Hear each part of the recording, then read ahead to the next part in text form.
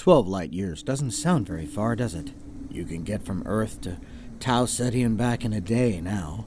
But when those first explorers left the solar system to find that first habitable planet, it was going to take them 80 years to get there.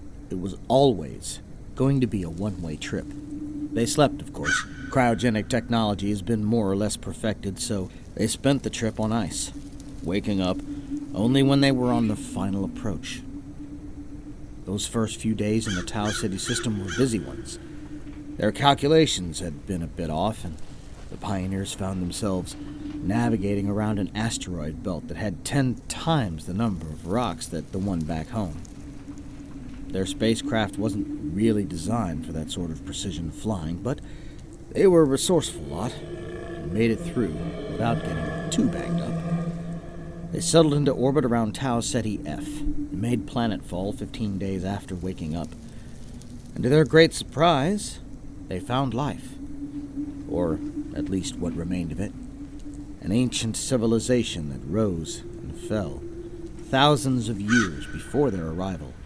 The planet was positively littered with cities, huge, sprawling cities with towering buildings that in their prime would have reached glittering into the sky.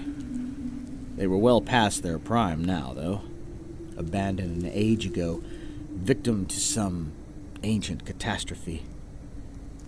They explored the largest of these cities for days before they found the library, a vast repository of ancient texts. And that's when they made the horrifying discovery. The books were in English, and French, and Chinese, and Spanish. This was no ancient civilization. The pioneers hadn't been traveling for 80 years, but 80,000. Maybe more. It was the human race that had risen and fallen while the pioneers slept. And now they were alone. But, as I mentioned, they were a resourceful lot. First, they recolonized Tau Ceti F. Then, they rediscovered faster-than-light travel, and they spread out across the galaxy again, eventually becoming the second great human empire that we know today.